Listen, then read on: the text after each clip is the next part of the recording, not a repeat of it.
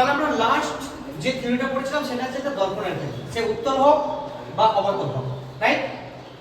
এবার একটা উত্তল দর্পণ কিংবা একটা অবতল দর্পণ আমরা দুটো ডিসিশন অলরেডি পেয়ে গেছি। কি ডিসিশন পেয়েছি? আমরা যদি প্রথমে উত্তল দর্পণ ভাবি, উত্তল দর্পণ কি রকম দেখতে ছিল? এই ছিল উত্তল প্রকৃতির এবং এদিকে কোডিং করা ছিল, রাইট? এটাকে কোডিং বলা হয়, ওকে, ইংরেজিতে কোডিং বলা হয়। এটা ছিল আমাদের প্রধান অঙ্ক। তাহলে উত্তল দর্পণের ক্ষেত্রে আমরা একটা জিনিস ডিসিশন পেয়েছিলাম যে কোন একটা বস্তু যদি মোটামুটি উত্তল লেন্সের কাছাকাছি, এই কথাটা কেন ইউজ করছি আমরা কিছুক্ষণ পরে বলবো কেন এই কাছাকাছি কথাটা ইউজ করব, ওকে? তাহলে কোন একটা বস্তু যদি কাছাকাছি রাখি, তার প্রতিবিম্ব যে আমরা পাবো, কিরকম প্রতিবিম্ব পাবো আমরা? কোথায় পেয়েছিলাম প্রতিবিম্ব? তাহলে আমাদের যতক্ষণ না দুই বা ততোধিক রে সুপারপোজ করবে ততক্ষণ আমাদের কি তৈরি হবে না? প্রতিবিম্ব তৈরি হবে না। তার মানে আমাদের এই যে চিত্রটা আছে এই অনুযায়ী আমাদের কোনোদিনই প্রতিবিম্ব তৈরি হওয়ার কথা ছিল না, কিন্তু বাস্তবে কি হচ্ছে? তৈরি হচ্ছে। কিভাবে তৈরি হচ্ছে? আমাদের কি হচ্ছে? পিছনের দিকে একটু কল্পনা করতে হচ্ছে, মনে করছি যে এই পয়েন্টে আমাদের কি হয়েছে? প্রতিবিম্ব বা দুটা রে, দুই বা ততোধিক রে সুপারপোজ করেছে। সুপারপোজ করেছে মানে সেখানে প্রতিবিম্ব তৈরি হয়েছে। তাহলে আমাদের এইখানে প্রতিবিম্বটা তৈরি হলো। তাহলে এটা হচ্ছে আমাদের বস্তু, তাহলে এ বি হচ্ছে আমাদের বস্তু আর এ ড্যাশ বি ড্যাশ হচ্ছে আমাদের প্রতিবিম্ব। এবার ভালো করে লক্ষ্য করো আমরা কি কি ডিফারেন্স পেলাম প্রতিবিম্বটার আর বস্তুটার মধ্যে। ফার্স্ট যেটা ডিফারেন্স পাচ্ছি যে বস্তুটার যতটা দৈর্ঘ্য ছিল বা যতটা উচ্চতা ছিল, প্রতিবিম্বটার উচ্চতা কিন্তু কমে গেছে। অর্থাৎ কি? প্রতিবিম্ব দৈর্ঘ্য কমে গেছে বা প্রতিবিম্বটা ছোট হয়ে গেছে। দুই নম্বর পয়েন্টটা কি পাচ্ছি? যে বস্তু যেমনি সোজা ছিল প্রতিবিম্বটাও কিন্তু সোজা পাচ্ছে। অর্থাৎ এই সোজা, এই ওয়ার্ডটা ফিজিক্সের ভাষায় সমশিষ্ট বলা হয়। সমশিষ্ট মানে হচ্ছে সোজা। ক্লিয়ার? তিন নম্বর পয়েন্ট আমরা কি পেয়েছি? যেহেতু আমরা কল্পনা করেছি, ডট ডট করেছি, আর আমি দ্বিতীয় ক্লাসে বলে রেখেছিলাম বা প্রথম ক্লাসে আমি বলে রেখেছিলাম কি যে যখন তুমি কল্পনা করবে প্রতিবিম্বকে, সেই ধরনের প্রতিবিম্বকে আমরা কি বলবো? অসৎ প্রতিবিম্ব। তাহলে আমরা উত্তল দর্পণ দ্বারা প্রতিবিম্বটা কি পেলাম? বস্তু অপেক্ষা ছোট পেলাম, বা এইটাকে অনেক সময় খর্বাকার কথা ইউজ করে বিভিন্ন বই, ছোট ইউজ করে, ক্ষুদ্র ইউজ করে, তিনটা ওয়ার্ডের মানে একই। ক্লিয়ার? আর কি পেলাম? সোজা পেয়েছি মানে সমশীর্ষ পেয়েছি। আর কি পেলাম? অসৎ পেয়েছি। ক্লিয়ার? অপরদিকে আমি যদি অবতল কি দর্পণ ভাবি, তাই না? একটা তাল গাছ আঁকলাম, তাল গাছের আলো দিয়ে পড়লো, এখানে নামছে, নেমে কি করছে? মোটামুটি এখানে আমার প্রতিবিম্ব তৈরি হচ্ছে। তাহলে ভালো করে লক্ষ্য কর, এখানে যদি আমি এ বি তাল গাছটা ভাবি, তাহলে এখানে কি হয়ে গেল? এ ড্যাশ বি ড্যাশ মানে উল্টে গেছে। তাহলে আমরা কি পেলাম? অবতল দর্পণ দ্বারা যে প্রতিবিম্বটা পেলাম, কি রকম পেলাম? এক নম্বর যেটা আমরা বৈশিষ্ট্য পেলাম যে উল্টে গেছে। এই উল্টে যাওয়ার ফিজিক্সে বলা হয় অবশিষ্ট। ওটা বললাম কি? সমশীর্ষ, এটা হচ্ছে অবশিষ্ট। অবশিষ্ট মানে উল্টে। ক্লিয়ার? দুই নম্বর পয়েন্ট কি পেলাম? দেখো তো প্রতিবিম্বটা বড় না ছোট হয়েছে? এই সাইজটা বড় না এই সাইজটা বড়? এই সাইজটা মানে প্রতিবিম্বটা বড় হয়েছে, অর্থাৎ বস্তু অপেক্ষা প্রতিবিম্বটা কি হচ্ছে? বড় হচ্ছে। ওর ক্ষেত্রে কিন্তু ছোট ছিল। আর কি পেলাম? এখানে কি আমি কল্পনা করেছি না একদম বাস্তবে পেয়েছি? আমি বাস্তবে পেয়েছি। তার মানে এটা কি ধরনের প্রতিবিম্ব পেলাম? সৎ প্রতিবিম্ব। দেখি যে এই দর্পণটা, এই দর্পণ মানে অবতল দর্পণটা কোথায় কাজে লাগাতে যেতে পারে? অবতল দর্পণ দ্বারা প্রতিবিম্ব বড় হচ্ছে। তাহলে আমরা কোন জায়গায় বড় জিনিস দেখতে চাই? ধর দাঁত চিকিৎসা করতে গেছি, এবার ডাক্তারবাবু দাঁত দেখছে পোকা কোথায় লেগেছে, একটা চামচের মতো ভিতরে এমনি করে নিয়ে যায়, গিয়ে আবার দেখে হ্যাঁ এখানে পোকা লেগেছে, একটু এদিকে করো, যেটা এদিকে করো, হ্যাঁ এখানে পোকা লেগেছে, উঠে বলে বলো তো আলটিমেট দেখতে পাচ্ছে। তাহলে ছোট জিনিসটাকে বড় করা দেখতে পাচ্ছে কেন? স্যার ওখানে লেন্স ব্যবহার করলে হবে না? বুঝছেন তো? লেন্সের ক্ষেত্রেও তো আমাদের বস্তু বড় হয়, আমরা পরবর্তীকালে পড়বো। তাহলে ওখানে স্যার লেন্স ব্যবহার করছে না স্যার, সেখানে লেন্স ব্যবহার করলে হবে না স্যার? কেন স্যার? লেন্সের কাজ কি? এক মাধ্যম থেকে অন্য মাধ্যমে যাওয়া। আর তুমি যখন ডাক্তার দেখছে তখন ধরে নাও এই হচ্ছে আমার দাঁতগুলো আছে, হ্যাঁ রাক্ষসের মতো দাঁত আছে, কোনো অসুবিধা নেই, এই ধরনের দাঁতগুলো আছে। তাহলে তুমি এই দাঁতটা তো পোকা লেগেছে, ডাক্তারবাবু কি করে? একটা চামচ দিয়ে অ্যাঙ্গেল করে, এরকম করে একটা কাঁচের দিয়ে এবার এর রিফ্লেক্ট এখানে পড়ে, ডাক্তারের চোখ এখানে আছে, চোখে আবার কি হচ্ছে? যদি লেন্স থাকতো তাহলে এদিকে চলে আসতো। তাহলে একটা অ্যাঙ্গেল করে দেখার জন্য আলটিমেট কি ব্যবহার করা হয়? দর্পণ ব্যবহার করছে। কোন ধরনের দর্পণ?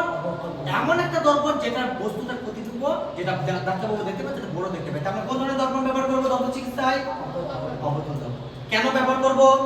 যাতে ছোট জিনিসকে বা ছোট বস্তুকে বড় আকারে দেখাবে। ক্লিয়ার হয়েছে? কোনো অসুবিধা হয়েছে?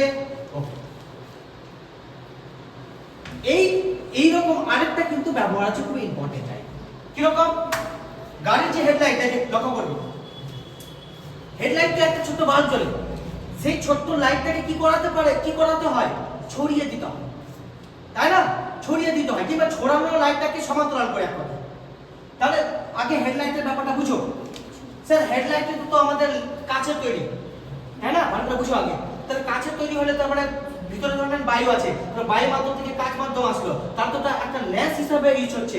কিন্তু হেডলাইট বা যে কোনো লাইট গাড়ির ক্ষেত্রে একটা লেন্স হিসাবে ইউজ হয় না, সেটা একটা দর্পণ হিসাবে ইউজ হয়। ভালো করে বুঝে নাও। ধরে নে এই আছে একটা লাইট, এখানে লাইট লাগা আছে, তাতে কি আছে? এইখানে আমাদের কাচের একটা কভার আছে, কিন্তু কভার থাকলেও আমাদের এখানে স্টিলের কোটিং করা থাকে। ভালো করে দেখবে, এখানে স্টিলের কোটিং করা থাকে, স্টিলের কোটিং করা থাকে। আর লাইটগুলো এইদিকে জ্বলে, সোজা জ্বলে না। দিয়ে কি হয়?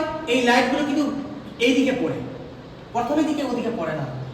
লাইট ওভাবে তৈরি করা হয়েছে। এই যে স্টিলের কোটিং করা আছে, আগে স্টিলের কোটিংগুলোতে পড়ে গিয়ে তারপরে সোজা, আলটিমেট ব্যাপারটা কি হলো? এটা যেহেতু একটা কোটিং করা আছে, তার মানে এটা একটা দর্পণ। আর কি ধরনের দর্পণ? তাহলে আমাকে ছোট জিনিসকে বড় করে দেখাতে হবে, ছোট্ট একটা লাইট, তাহলে অবতল দর্পণ ব্যবহার করব।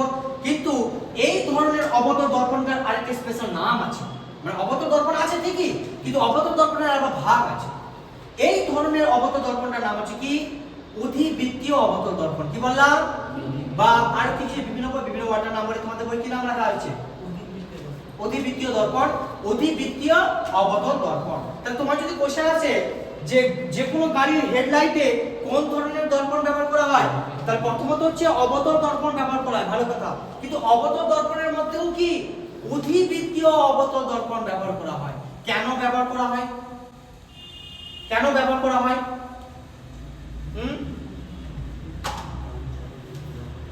কেন ব্যবহার করা হয়? কারণ অবতল দর্পণের কাজ হলো কি না, একটা অল্প আলো থেকে বেশি আলো দিকে ছড়িয়ে দেওয়া। যেহেতু হেডলাইটের ক্ষেত্রে সেই কার্য প্রণালী করতে হয়, তাই এই ধরনের দর্পণ ব্যবহার করা হয়। নিজের মতো করে লিখে কোনো ব্যাপার না। ক্লিয়ার? এইবার চলে আয়, তাহলে হেডলাইটে কি দর্পণ ব্যবহার করা হয়? অধিবৃত্তীয় অবতল দর্পণ।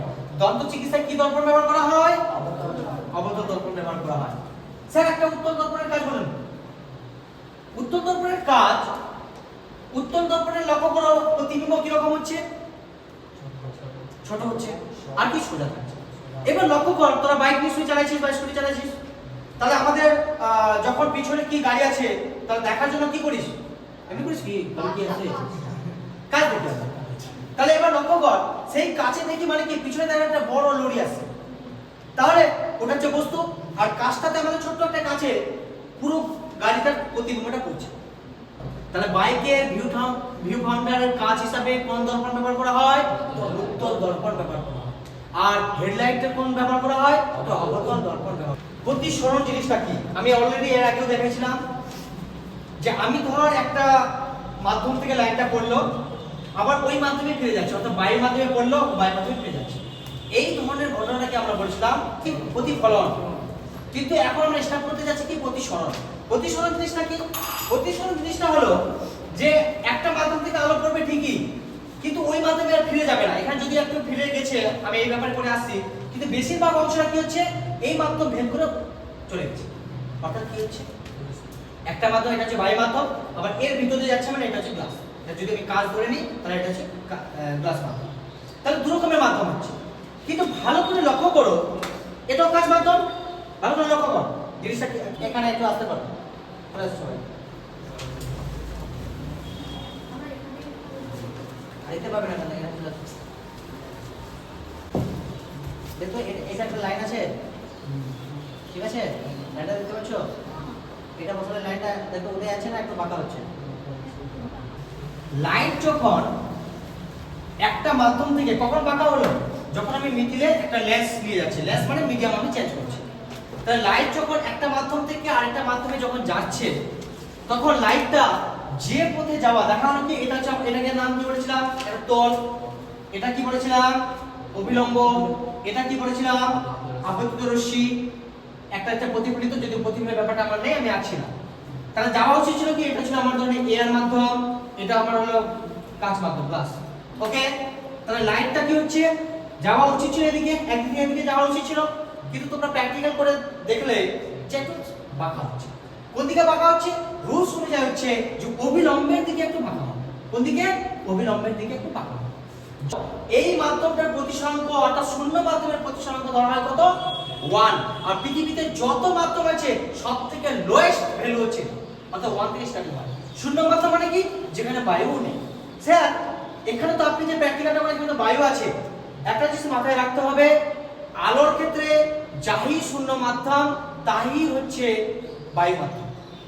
অর্থাৎ আলোর ক্ষেত্রে বায়ু মাধ্যম যেটা, শূন্য মাধ্যম ওটাই। কিন্তু শব্দের ক্ষেত্রে বায়ু মাধ্যম আলাদা, শূন্য মাধ্যম আলাদা। আমি লাইট দেখা গেল এই দিক থেকে যাচ্ছে, কোন দিক থেকে যাচ্ছে? এই দিক থেকে যাচ্ছে, অর্থাৎ কোন দিকে না ঘন মাধ্যম থেকে লঘু মাধ্যম যাওয়া উচিত ছিল এদিকে, কিন্তু ওদিকে যাবে কি?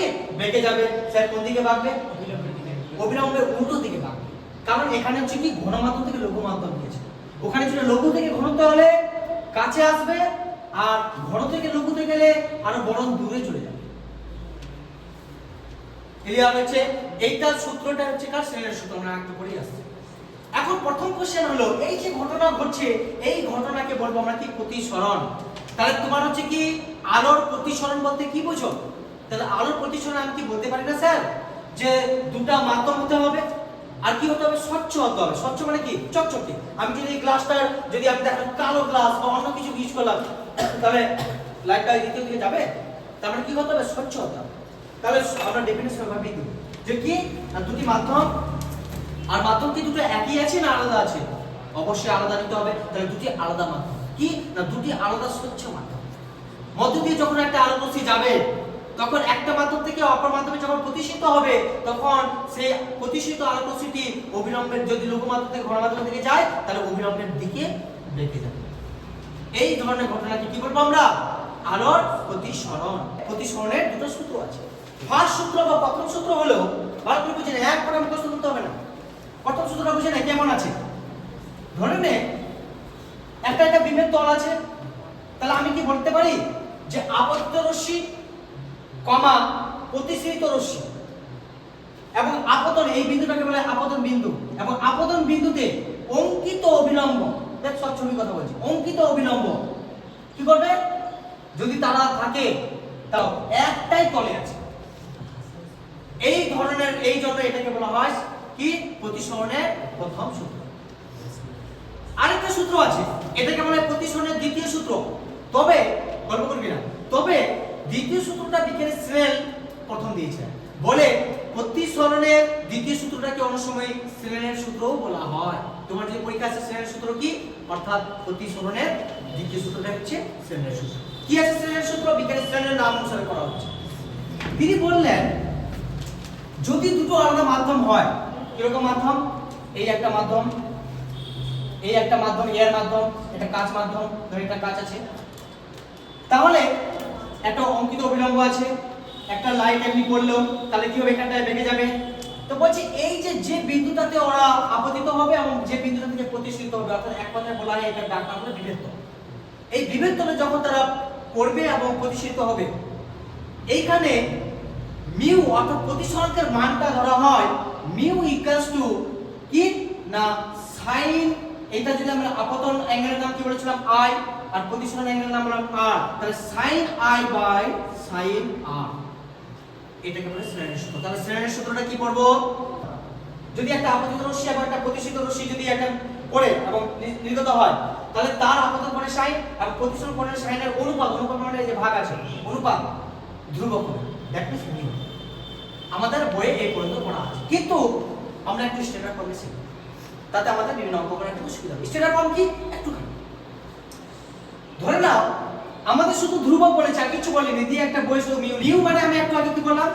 ঘনত্ব। ধরে নে অনেক রকমের মিডিয়াম আছে, এখানে ধরলে মোবিল আছে, এখানে হয়তো ধরনের কেরোসিন তেল আছে, এখানে একটা হাই ডেনসিটি মানে আরো ধরনের একদম আরো গাঢ় মোবিল আছে। আমি একটা বলকে ছুড়লাম, এখানে সেম ওজন সেম সাইজের বল ছিল, এখানে সেম ওজন সেম সাইজের ছিল, এখানে কি আছে? মোবিল আছে, এখানে ধরে নে কেরোসিন তেল আছে, আর এখানে ধরে নে একটা হাই ডেনসিটি মানে মোবিল থেকেও হাই ডেনসিটি কোনো একটা লিকুইড আছে। তাহলে আমি এট এ টাইমে ছুড়লাম সেম সাইজ সেম ওজন সেম উপাদান, ধরে তিনটে কপারের বল আছে, এই বলগুলো আছে ছুড়লাম, তাহলে কে আগে পড়বে? তিনজনে সমান সমানে একসাথে পড়বে না কম বেশি আগে পড়বে? কম বেশি আগে পড়বে। কে আগে পড়বে? যার ডেনসিটি কম আছে সে আগে পড়বে। অর্থাৎ এই মিউটা হচ্ছে সেম জিনিস, যার সাপেক্ষে মিউ কোনো একটা মাধ্যম মিউ যার সাপেক্ষে কম হবে তার মানে তার বেগ বেশি আছে। মিউটা কম মানে বাধা কম, আমি একটু আগে বললাম মানে মিউটা কম মানে ডেনসিটি কম ওর সাপেক্ষে, ডেনসিটি কম মানে ওর যাওয়ার রাস্তাটা কি আছে বাধা দেওয়ার কম, কারণ এখানে ডেনসিটি যার বেশি, এদিকে এখানে বললাম যার ডেনসিটি বেশি সে সব থেকে লাস্টে পড়বে। তার মানে মিউর মধ্যে একটা ডেনসিটির সাথে তুলনা করতে পারি, কিন্তু দুটো আলাদা জিনিস, ডেনসিটি আলাদা জিনিস আর প্রতিসরাঙ্ক আলাদা জিনিস। আমি শুধু খালি তোদেরকে বোঝার জন্য বলছি, দুটো অনেক ডিফারেন্স, আসমান জমিন ডিফারেন্স আছে, কিন্তু বোঝার জন্য শুধু আমি বলছি, বুঝতে পারি কি বুঝতে পারি না। তাহলে কোন একটা মাধ্যমে মিউ কম কোন একটা লাইটের সাপেক্ষে বা কোন একটা বর্ণের লাইটের সাপেক্ষে, এর মানে তার বেগ বেশি। তাহলে বেগের সাথে মিউর সম্পর্ক কি আছে? ব্যস্ততার মধ্যে সম্পর্ক আছে। এতক্ষণ ধরে আমি এটাই বোঝার চেষ্টা করছি, মানে দুটো এবার ক্লিয়ার। কিন্তু আরেকটা জিনিসের সাথে সাথে মাথায় রাখতে হবে, ভালো করে বুঝো, কোন একটা মাধ্যম ধরে নে মিউ, ধরে নিচ্ছি জলের মিউ হচ্ছে 1.5, ভালো করে বুঝ, আর বায়ুর মিউ হচ্ছে 1। আমাদের সাপেক্ষে কোনটা সবথেকে কারত্ব বেশি মানে বাধা বেশি দিবে?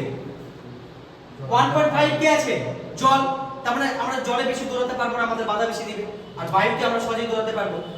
কিন্তু ভালো, তার মানে বাধা যেখানে বেশি দিচ্ছে ওইখানটায় কি হচ্ছে, যেখানে বাধা বেশি দিচ্ছে ওখানে কি হচ্ছে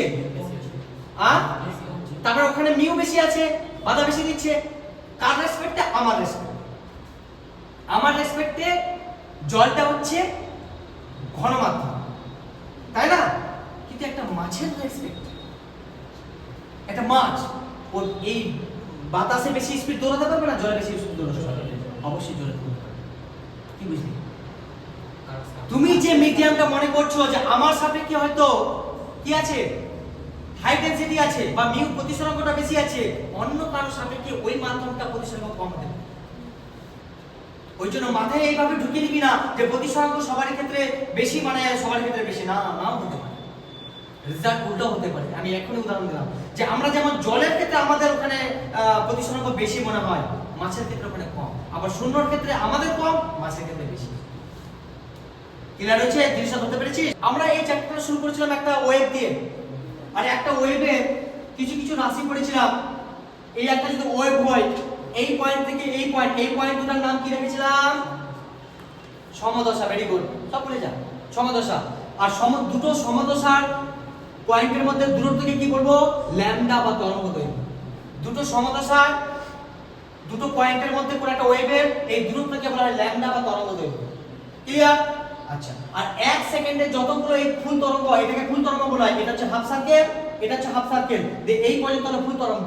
এই 1 সেকেন্ড, এদিকে হচ্ছে টাইমিং, 1 সেকেন্ডে যতগুলো হয় এটা হতে পারে, কিংবা এটা তো 1 সেকেন্ড টাইমিং, এটা 1 সেকেন্ড। দেখতে এবার কটা তরঙ্গ হলো? একটা, দুটো, তিনটা। তার মানে এটা 1 সেকেন্ডে একটা, এটা 1 সেকেন্ডে তিনটা। এটাকে বলে কম্পাঙ্ক। এই যত বেশি কম্পাঙ্ক থাকবে তার মানে শক্তি ভেদন ক্ষমতা তত বেশি আছে, তার মানে শক্তি বেশি আছে। বুঝতে পেরেছো? আর এই হাইটটাকে বলা হয় ইন্টেনসিটি। ওই জন্য আমি এর আগে ক্লাসে বলে রেখেছি, ইন্টেনসিটি আলাদা জিনিস, তীব্রতা আলাদা জিনিস, শক্তি আলাদা জিনিস। তোমরা আজকে বুঝতে পারবে ইন্টেনসিটি কোনটা? এটা দেখো একটা লাইট পুরো এদিক দিয়ে এমনি করে যাচ্ছে, তারপরে ওর ইন্টেনসিটি বেশি, এটুকুটা বেশি হয়ে গেছে, এটা ইন্টেনসিটি বলা, শক্তি না। শক্তি কোনটা? ওর কতটা কম্পাঙ্ক আছে, যত বেশি কম্পাঙ্ক হবে তত ভেদ করতে পারবে, তার ভেদন ক্ষমতা বেশি আছে, তার মানে ওর শক্তি বেশি আছে। ক্লিয়ার? তাহলে আমরা কি বললাম? একটা ল্যামডা পেলাম, রাইট? আর কি পেলাম? একটা ভেলোসিটি, অর্থাৎ এই যে গতিবেগ যাচ্ছে টাইমের রেসপেক্টে, এটা ভেলোসিটি পেলাম, এই ভি। আচ্ছা, আমরা এখানে আমাদের বইয়ে অনেক সময় ভিটা এমনি ভাবে লিখি, এইভাবে লিখবি না, কনফিউজ করে যাবে। কেন? আমরা কম্পাঙ্ক আমাদের বইয়ে এইভাবে দেওয়া আছে, এটাকে কম্পাঙ্ক রিপ্রেজেন্ট করা, অর্থাৎ ভিউ আর কম্পাঙ্কটা প্রায় কাছাকাছি দেখতে, অর্থাৎ ছোট হাতের ভিটা আর কম্পাঙ্কের যে চিহ্নটা কাছাকাছি দেখতে। ওই জন্য আমরা velocity any time capital V use করি। ক্যাপিটাল ভি মানে ভেলোসিটি কি লিখছিলাম?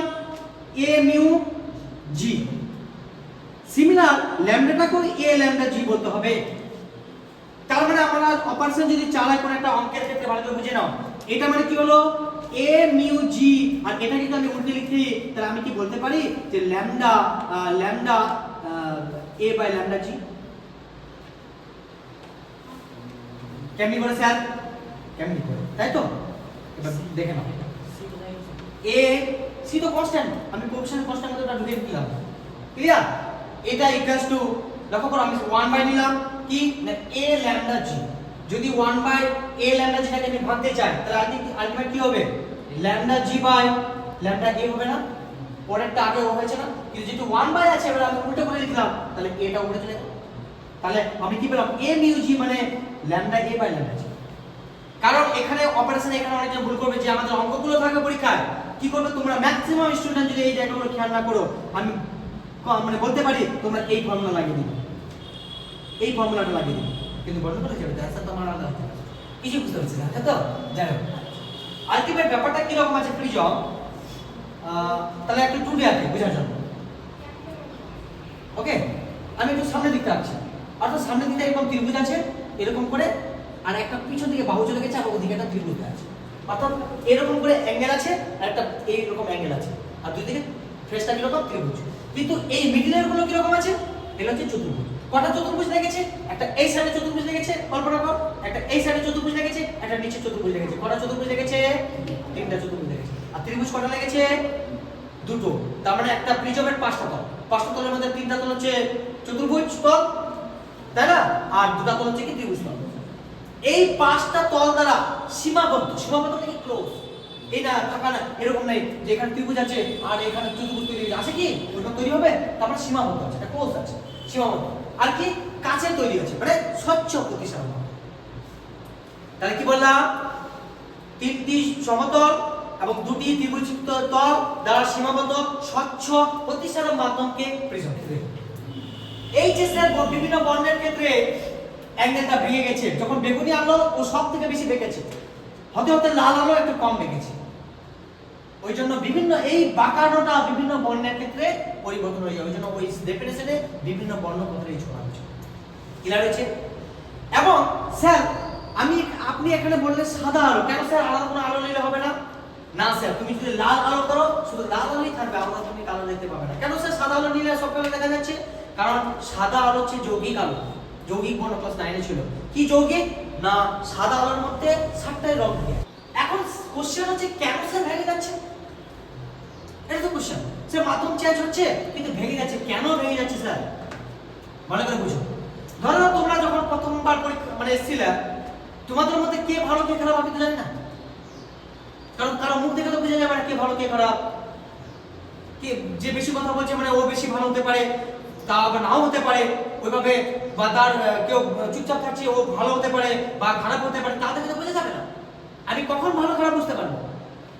যখন তোমাদের একটা এক্সাম, এক্স্যাক্টলি লাইটের এক্সাম হচ্ছে, যখন সাদা আলোটা পাঠাচ্ছিলাম শূন্য মাধ্যমে তখন তাদের কোনো পরীক্ষা হচ্ছিল না, অর্থাৎ শূন্য মাধ্যম সব বর্ণের আলোর ক্ষেত্রে তাদের ভেলোসিটি সমান। কিন্তু যখন একটা মিউ নির্দিষ্ট মাধ্যম চলে আসলো তখন বিভিন্ন বর্ণের আলোর ক্ষেত্রে এই মাধ্যমটা তাদের পরীক্ষা হয়ে গেল। পরীক্ষা হয়ে গেল মানে কি? এইবার তুমি কত ধানে কত চাল এইখানে তুই এসে বুঝতে পেরেছো?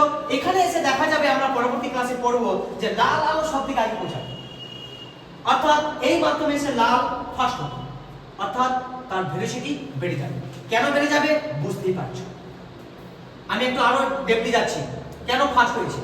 ধরে নাও তোমাকে দুসরা যেতে বলেছে, তো একজন কি করলো, এই এদিকে আমাদের গ্রাম পার হয়ে ওদিকে দুসরা গেল, একজন কি করলো এইদিকে মাঠ দিয়ে ভবানীপুর হয়ে তারপর ওদিকে ব্রিজে দুসরা গেল, আর একজন সোজাসুজি বা হালকা একটু এদিক ওদিক কেটে গেল, কি আগে পৌঁছাবে দুসরা? যে শর্টকাট রাস্তা গেছে। ভালো করে লক্ষ্য করো, সবাই আসছিল, এ পণ্ডিত করে যেতে বলেছে এখানটায়, পণ্ডিত করে বেশি স্লাইডিং হয়ে গেছে আর এ কম স্লাইডিং হয়েছে, তাহলে কে আগে পৌঁছাবে? অবশ্যই লাল আলো পৌঁছাবে। এটা তুমি বুঝতে পারছো? তার মানে 7টা আলোর মধ্যে কোন একটা নির্দিষ্ট মাধ্যমে কোন বর্ণের আলোর বেগ বেশি পেলাম? লাল। কার সবথেকে বেগ কম পেলাম? বেগুনি। ক্লিয়ার? এর মধ্যে কোনো অসুবিধা হয়েছে? আবার আমরা নেক্সট ক্লাসে আবার জিনিসগুলো আসবে, আমি আপাতত এখান থেকে ছাড়ছি। এইবার লক্ষ্য করো, প্রিজমে যেহেতু আমি ঢুকে আছি এবং আমরা একটু আগে প্র্যাকটিক্যাল করে দেখলাম কি আমরা কি রকম প্র্যাকটিক্যাল করেছিলাম, যখন এই একটা কাজ, এই কাজটা কি একটা সমতল কাজ, এটা প্রিজম, এটা কি চতুর্ভুজ একটা সমতল কাজ, এবং কাজটার মানে কি মিডিয়াম বানানো। যখন আমি এই শূন্য মিডিয়াম থেকে এই কাজ মাধ্যমে মিডিয়ামে পাঠালাম, একটু আগে আমরা দেখলাম যে যেদিকে যাওয়ার কথা ছিল সেদিকে না গিয়ে একটু বেরিয়ে গেছে। অর্থাৎ আমি যদি একটু ছবি আঁকতে চাই, কিরকম ছবি, ধরে নে এইরকম হচ্ছে একটা কাজ আছে, এরকম কাজ আছে, ক্লিয়ার, এটা হচ্ছে গ্লাস, এটা এয়ার, আবার কাজটা করে এই কাজটা করে আবার তো বায়ুর মাধ্যমে আসলো, আবার এয়ার, কি পেলাম, এয়ার গ্লাস এয়ার, ক্লিয়ার, কোন অসুবিধা আছে, কোন অসুবিধা। এটা কি লম্ব ভাবে আছে মানে কি, হ্যাঁ, অবিলম্ব, অঙ্কিত অবিলম্ব, ওকে, একটু বড় করে নি তাহলে ছবিটা আবার বন্ধ হয়ে যাবে। এটা অঙ্কিত অবিলম্ব, ভালো করে বুঝো। এটা কোন রে, এটা রের নাম কি, আপতিত রশ্মি, স্যার, ক্লিয়ার। আচ্ছা, ছবি মানে আমাদের ডেফিনেশন অনুযায়ী তাহলে আমাদের যাওয়া উচিত ছিল কোন দিকে, আমাদের যাওয়া উচিত ছিল কোন দিকে, এদিকে যাওয়া উচিত ছিল, কিন্তু ওদিকে যাবে না স্যার, মিডিয়াম চেঞ্জ করেছেন। তার মানে আপনি এখানে শ্রেণীর সূত্র অনুযায়ী কি হচ্ছে, তাহলে কি হচ্ছে, একটু যদি এটা লঘু মাধ্যম, কেন স্যার বুঝলাম কি করে এটা লঘু মাধ্যম, ফের এয়ার ধরেছে, পৃথিবীতে সবথেকে এয়ার বা শূন্য মাধ্যমে সবথেকে লঘু মাধ্যম, আর এখানে আপনি যাই ধরুন না কেন ঘন মাধ্যম আছে, ক্লিয়ার। তাহলে কোন দিকে যাবে স্যার, লঘু মাধ্যম থেকে ঘন মাধ্যমে গেছে মানে একটু অবিলম্বের দিকে আসবে, তার মানে স্যার আপনি বলতে চাইছেন এদিকে আসবে, রাইট। এখানে আমি একটা অবিলম্ব ভাবতে পারি, কোন অসুবিধা আছে, তাহলে যাওয়া উচিত ছিল এদিকে, তাহলে এবার লক্ষ্য কর, তাহলে আবার যাওয়া উচিত আছে এদিকে, কিন্তু এদিকে যাবে না স্যার, কেন, আবার ঘন মাধ্যম থেকে আবার লঘু মাধ্যম চলে যাচ্ছে, তাই না, আবার ঘন মাধ্যম থেকে লঘু মাধ্যম, তাহলে ঘন মাধ্যম থেকে লঘু মাধ্যম গেলে আবার কি অনুযায়ী কি পেয়েছি আমরা, বিপরীত, মানে অবিলম্ব থেকে দূরে চলে যাবে, দূরে চলে যাবে মানে আরেকটু, ভেরি গুড, আরেকটু নিয়ে গেলাম, হয়েছে। তাহলে যাওয়া উচিত ছিল এমনি করে, কিন্তু এমনি করে যাবে না, আর দূরে চলে যাবে, কেন, আবার ঘন থেকে লঘু যাচ্ছে। এই পর্যন্ত কারো অসুবিধা হয়েছে, কোনো অসুবিধা হয়নি, ভেরি গুড। যাওয়া উচিত ছিল এদিকে কিন্তু গেছে, ভালো করে বুঝছো। এইবার আমরা একটা ওয়ার্ড করব, চ্যুতিকোণ। চ্যুতিকোণ মানে কি, চ্যুতিকোণ মানেটা হচ্ছে, ধর আমি লাইটটা পাঠাতে চাইছি এইদিকে, এদিকে পাঠাতে চাইছি, কিন্তু আমার কথা শুনেনি, কেন, মাধ্যম চেঞ্জ হয়ে গেছে, কি করেছে না, যদি লঘু থেকে ঘন হয় এদিকে বেঁকে গেছে, এই যে যেটুকু কথা শুনেনি এটাকে বলে চ্যুতিকোণ। এবং ফিজিক্সে এই চ্যুতিকোণকে ডেল, স্মল ডেল, এটাকে বলে ডেল, স্মল ডেল, এই ডেলটাকে কি বলা হয়, চ্যুতিকোণ দ্বারা লেখা হয়। তাহলে তোমার যদি পরীক্ষা আসে চ্যুতিকোণ কাকে বলে কি বলবো, দেখাও যে কোন একটা আলোক রশ্মি কোন একটা কাচের ফলকের মধ্য দিয়ে যদি যায় এটাকে কাচের ফলক বলে, তাহলে তার কোনো কি হয় না, কোনো চ্যুতিকোণ হয় না বা চ্যুতি হয় না, শুধুমাত্র পার্শ্বস্থ হয়। এবার আমাকে প্রমাণ করতে, কিভাবে করবো স্যার, অলরেডি আমরা সব অপারেশন করে বসে আছি, 2 মিনিটের লাগবে না কি করতে, আমাদের ম্যান হচ্ছে অপারেশন। লক্ষ্য কর, আমি প্রথমে ভাষা লিখবো, নরমাল মুখস্থ করার দরকার নেই, ছবি আঁকবো, লিখে দিলাম এ বি সি ডি, একটা হচ্ছে কাচের ফলক, যেখানে ডি হয়ে গেছে, ই করে দাও, ই, এবং এখানে একটা ও দিয়ে নাম দিয়ে দাও, এখানে একটা কি নাম দিবে বলো, এক নাম দিয়ে দাও, আর কি নাম দিব, আচ্ছা ও হয়ে গেল। আচ্ছা, তাহলে যেখানে ও ই হচ্ছে আপতিত রশ্মি এবং I1 হচ্ছে কি, I1, কেন স্যার 1 দিলাম, কারণ আরেকটা এখানে আই আসবে, ওটা হচ্ছে ওটা 2 দিয়ে দিব, ওকে। তাহলে ও বিন্দুতে এখন বলছি, তাহলে এ ও ই ও হচ্ছে কি আপতিত রশ্মি এবং I1 হচ্ছে কি আপতিত কোণ, ক্লিয়ার। আচ্ছা, এটা কি নাম দিব, এই অ্যাঙ্গেলের নাম কি দিব, প্রতিসরণ কোণ, প্রতিসরণ কোণ কি দিব, আর, তাহলে R1 প্রতিসরণ কোণ, ক্লিয়ার। আচ্ছা, আরেকটা কি নাম দিয়ে দিই, এখানে একটা অ্যাপ দিয়েছি, আমরা বলেছিলাম যে আপতিত কোণ আই দ্বারা রিপ্রেজেন্ট করা হয়, কিন্তু সব সময় আই দ্বারাই যে আপতিত কোণ রিপ্রেজেন্ট করবে মানে এটা নেই, কোন সময় প্রতিসরণ কোণের মানও আই দ্বারা রিপ্রেজেন্ট করা হয়। যেমন এইটার ক্ষেত্রে আপতিত কোণ I1, তাহলে এই পয়েন্টের ক্ষেত্রে এটা তো আপতন কোণ হওয়া উচিত, কিন্তু এই আপতন কোণটার মান R দিয়ে রিপ্রেজেন্ট করতে হবে, ক্লিয়ার। অর্থাৎ এটা নাম দিয়ে দিব R1, যদি দিয়েছি এটা নাম দিয়ে দিব R2, আর এটা হচ্ছে প্রতিসরণ কোণ, আর প্রতিসরণ কোণ R দ্বারা রিপ্রেজেন্ট করা হয়, কিন্তু এখানে কি রিপ্রেজেন্ট করতে হবে, I দ্বারা রিপ্রেজেন্ট করতে হবে, ওটা উল্টা করে করতে হবে। ওই জন্য আমি বলেছিলাম যে যা বলেছি বা যা সূত্র পুরোটাই আমার মাথায় একদম ওইভাবে 100% বিশ্বাস করে নিবে না, বন্ধের বক্তব্য, তাই না। যেমন তোমরা এতদিন কি ওই ইনফিনিটি ব্যাপারে জানতেছ, মানে কিছুই ভ্যালু না, কিন্তু আমি বললাম যে ভ্যালু আছে, তাহলে এত ডেফিনেশন শুদ্ধ হচ্ছে কি, ক্লিয়ার। তাহলে এটার নাম কি হয়ে গেল, I2, কিন্তু লিখবো কি করে স্যার, তাহলে এই পয়েন্টের ক্ষেত্রে লিখবো R2 হচ্ছে আপতিত কোণ এবং প্রতিসরিত কোণ হচ্ছে I2, এটা তো স্নেলের সূত্র। তাহলে ও বিন্দুতে কার সূত্র লাগিয়ে পায়? স্নেলের সূত্র লাগিয়ে পায়। কি লাগাবো? কোথায়? ও বিন্দু। স্নেল কি বলেছিলেন বিজ্ঞানী? যে কোন একটা বিন্দুতে যদি বিভেদ হয় তাহলে আপতিত কোণের সাইন এবং প্রতিষ্ঠিত কোণের সাইনের অনুপাত ধ্রুবক। সেই ধ্রুবকটা কি বললাম পরবর্তীকালে? মিউ। আমরা একটু আরো স্ট্যান্ডার্ড ভাষায় কি বললাম? মিউটাকে কিভাবে বিচার করলাম? কোথা থেকে কোথায় আসছে? তাহলে আমি কি স্যার বলতে পারি না যে এ থেকে আসছে মিউ কোথায় আসছে স্যার? জি তে আসছে। কোথায়? না sin i1 by sin r1। বলতে পারি না কোথায়? অমুক বিন্দুতে স্নেলের সূত্র লাগিয়ে দিয়ে আমি কি করলাম? এক নম্বর সূত্র লিখে। কোনো কারো ডাউট আছে? কোনো ডাউট আছে? নেক্সট আমি এক বিন্দুতে স্নেলের সূত্র লাগাবো। কি হবে বলো তো? এক বিন্দুতে স্নেলের সূত্র লাগালে তাহলে আমার এখানে কি আসবে? a মিউ জি আসবে কি? না স্যার, এখানে পয়েন্টে প্রথমে জি থেকে পড়ছে, তার মানে প্রথমে আপনাকে জি লিখতে হবে। জি মিউ a তে গেছে, ওই জন্যই এটা আমি অপারেশন কোনো বইয়ে লেখা নেই। ভালো করে সেখানে তোমরা একাউন্টের সুবিধা পাবে, অঙ্ক করার ক্ষেত্রে কাজে পাবে। কারণ এই সিস্টেমে না করলে অঙ্ক মাথা পাগলা হয়ে যাবে, বলতে পারবি না। ক্লিয়ার? ইকুয়ালস টু কি পাবো? এখন আপতন কোণ কিন্তু r2, এখানে কিন্তু ভুল করলে হবে না। মানে এখানে কি করবে? sin i2 বাই r2 করবে, কিন্তু ভুলে যাবে স্যার, কারণ স্যার এই পয়েন্টে আমি আপতন কোণের মান r2 ধরেছি। কি না? তাহলে কি হবে এখানটায়? sin r2 by sin